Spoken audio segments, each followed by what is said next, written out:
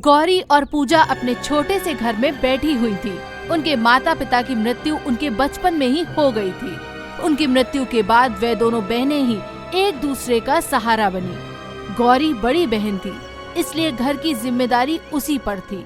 वे दूसरों के घरों में काम करके अपना गुजारा करती थी। पूजा छोटी बहन थी, इसलिए उसके चेहरे पर मासूमियत थी। एक दिन जब वह थोड़ी देर से घर पहुंची तो गौरी उससे बोली,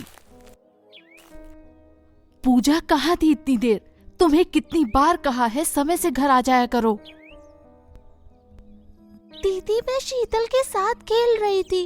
दीदी, जब मैं वहाँ खेल रही थी तो पास में ही एक मदारी अपने बंदर का नाच दिखा रहा था। मैंने जब बंदर का नाच देखने की कोशिश की तब वहाँ मदारी ने मुझे भगा दिया क्योंकि मेरे पास पैसे नहीं थे। ये सुनकर गौरी की आंखें नम हो गई। वह नम आंखों से पूजा को बोली, मुझे माफ कर दे पूजा, मैं तुम्हारा ख्याल अच्छे से नहीं रख पा रही हूँ। माँ पिताजी मुझसे बहुत नाराज होंगे। नहीं दीदी, तुम दुनिया की सबसे अच्छी बहन हो। तुमने तो मुझे कभी माँ पिताजी की कमी महसूस नहीं होने दी। इतना कहकर दोनों बहनें नम आंखों से गले लग गईं। दिन यूं ही कट रहे थे। एक दिन जब दोनों बहनें घर में बैठी हुई थी, तभी उनके चाचा चाची और उनका पुत्र गोपाल वहां आ पहुँचे। उनकी चाची पूजा के सर पर प्यार से हाथ फेरते हुए बोली, कैसी हो बेटा? दीदी भैया के जाने के बाद कितना मुरझा सी गई हैं दोनों बच्चियां। तुम्हें किसी भी चीज की जरूरत हो तो अपनी चाची को बताना बेटा। गौरी ने तीखे स्वर में बोला, हम दोनों बिल्कुल ठीक हैं चाची, हमारे पास जितना है हम उतने में खुश हैं। ये सुनकर चाचा कुटिल मधुर मुस्कान में बोले, तुम दोनों मेरी बेटियां हो। तुम दोनों हमारे साथ हमारे घर चलो, तुम्हें वहाँ किसी भी चीज की कोई कमी नहीं होगी। हम तुम्हारा विवाह भी किसी अच्छे घराने में कर देंगे। ये सुनकर गौरी बोली, अभी हमारे विवाह की उम्र नहीं हुई है, इसलिए आप लोगों को इतनी चिंता करने की आवश्यकता नहीं है। और जहाँ तक मैं आप लोगों को जानती हूँ, आप लोग बिना स्वार्थ के कोई कार्य नहीं करते हैं। अरे नहीं बहना, तुम हमें गलत समझ रही हो। इसमें हमारा कोई स्वार्थ नहीं है। तुम्हारे ससुराल जाने के बाद तो वैसे भी ये घर और गांव की जमीन हमारी ही हो जाएगी। ये सुनकर पूजा ने अपनी मासूमियत भरे अंदाज में बोला, अच्छा, तो आप लोगों की नजर हमारे घर और जमीन पर है। हम ये किसी को नहीं देंगे। तू चुप हो जा पूजा, इन लोगों का कोई भी काम बिना स्वार्थ के नहीं होता। हमें इनसे कोई बहस नहीं करनी है।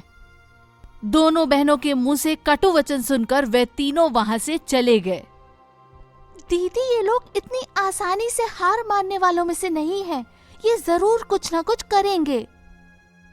छोड़ ना पूजा, इनको जो करना है करने दे।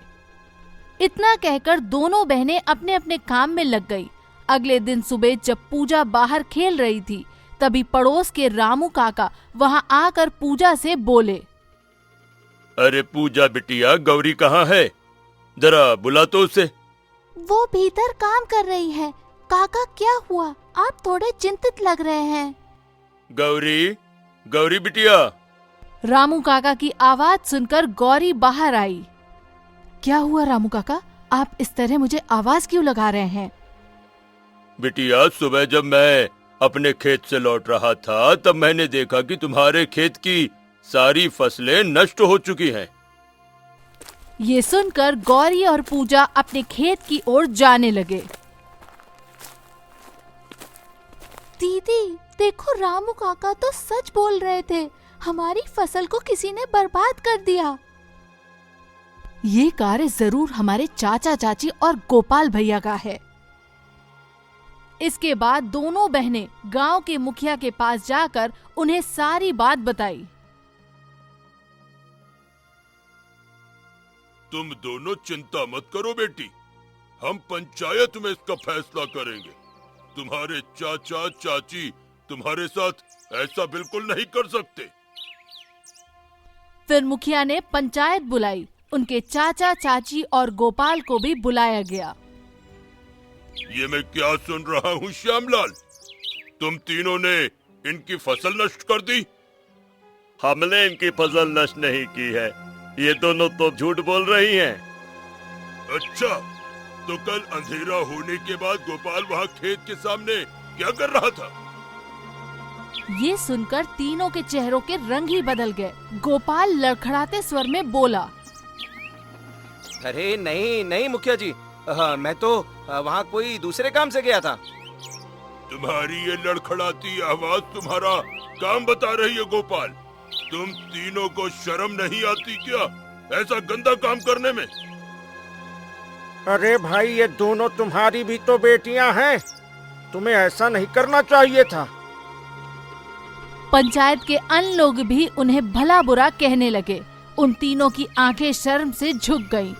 तभी कांता शर्मिंदगी भरे स्वर से बोली, हमें माफ कर दो तुम दोनों। हम घर और जमीन के लालच में अंधे हो गए थे, किंतु अब हमें समझ में आ गया है। आज से तुम दोनों मेरी बेटियां हो, हमें और कुछ नहीं चाहिए।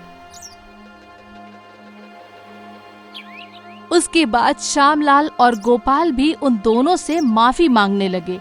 ये सब देख पूजा और गौरी भावुक हो गए। आप लोग हमसे माफी मत मांगिए, आप तीनों हमसे बड़े हैं। आपको अपनी गलती का एहसास हो गया है, इतना ही हमारे लिए काफी है। उसके बाद सभी अपने अपने घर खुशी खुशी लौट गए।